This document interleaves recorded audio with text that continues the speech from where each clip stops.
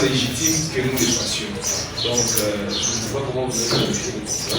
Palper du doigt la réalisation de l'organisme spécialisé chargé de la gestion de la dotation de 0,3% minimum du chiffre d'affaires de la Sino-Congolaise des mines pour contribution au projet de développement communautaire dans les secteurs miniers, voilà l'objectif de la visite qu'a effectuée le conseil communal de Dilala ce mardi 7 janvier 2025.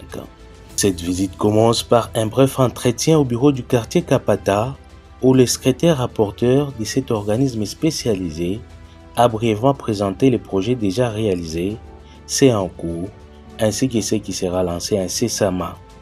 Pour la délégation du conseil communal à laquelle s'est joint le comité local de développement de Kapata va prendre la route pour visiter les différents ouvrages. La première destination était le chantier de la briqueterie industrielle de Kapata. Ici, les travaux sont à 98% et pour l'instant, il ne reste que l'installation de la ligne électrique ainsi que quelques finitions. Faire un calcul économique pour que la population bénéficie réellement. Ils n'achètent pas au même prix que tous les autres.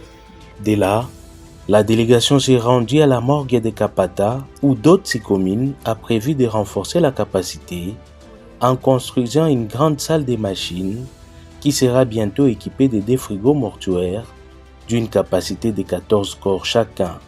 Ici, un constat amer a été fait car sur les 2 frigos de 6 corps chacun y installés, seul un fonctionne, ce qui serait à la base de la décomposition des corps. Le troisième chantier à être visité, ce sont les drains pour lutter contre les érosions au niveau de l'église 8e CEPAC au quartier B6. Sur place, la délégation a eu un témoignage d'une femme, autrefois victime de cette érosion, qui a vu par cet ouvrage une réponse au problème qui les guettait. Le dernier ouvrage à être visité, c'est les chantiers du centre polyvalent de Kapata. Accueillis par l'ingénieur commis à ces chantiers, les hôtes des d'autres communes ont eu droit à quelques explications. Présentation de l'ouvrage. Avec une capacité de 400 personnes, des bureaux, des chambres. Et en bas, on a un espace commercial ouvert où chacun a le choix de venir louer 20 mètres carrés, 10 mètres carrés, ou s'il y a une grande alimentation, tu peux venir prendre tout l'espace en bas. Il y a l'espace commercial, on a le restaurant et puis on a la partie accueil.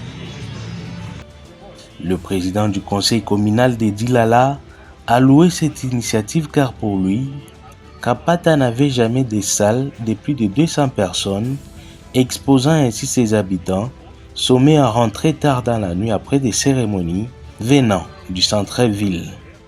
Ils sont obligés des fois de dormir dans les salles, ça va pour aider la sécurité.